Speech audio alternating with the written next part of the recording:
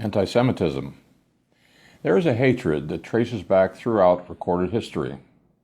It is hostility to the Jewish people, which in modern times has come to be called anti-Semitism.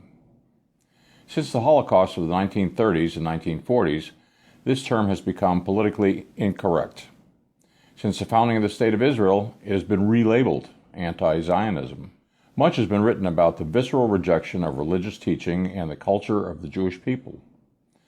There has been a consistent pattern of political efforts to isolate, oppress, injure, and negatively stereotype the descendants of Abraham, Isaac, and Jacob. Surely the stories of deliverance from Egypt, successful military exploits, and miracles were spread throughout the Middle East.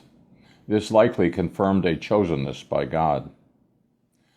The usual reiteration of the ugly events related to this bigotry mostly failed to plumb the depths of the human heart to offer an explanation as to the root cause of anti-Semitism.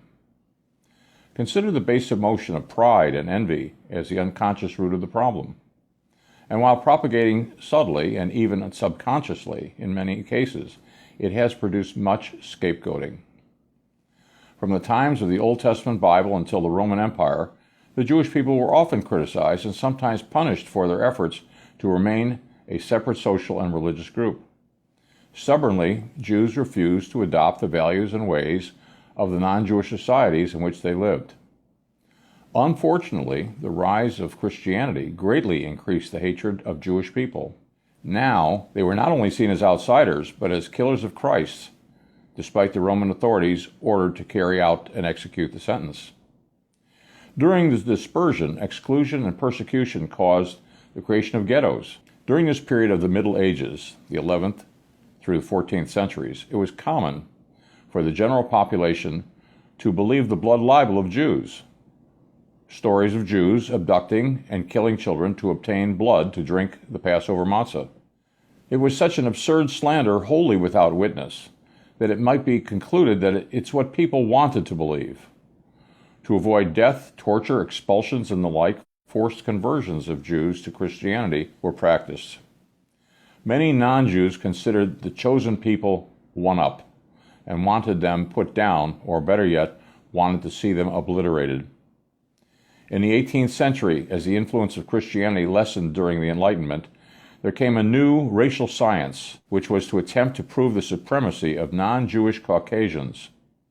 Now Jews were considered a race and not merely a religion, and were deemed to be biologically inferior.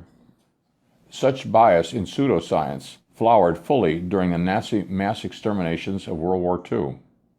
It was a bias based on the insidious lie that not only were Jews subhuman, but Aryans or German Caucasians were superior.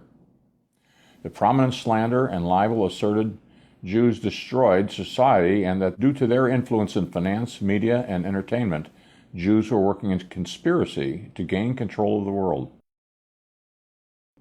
There is a psychological theory that suggests that inordinate pride stems from an inward compensation for feelings or fears of inferiority.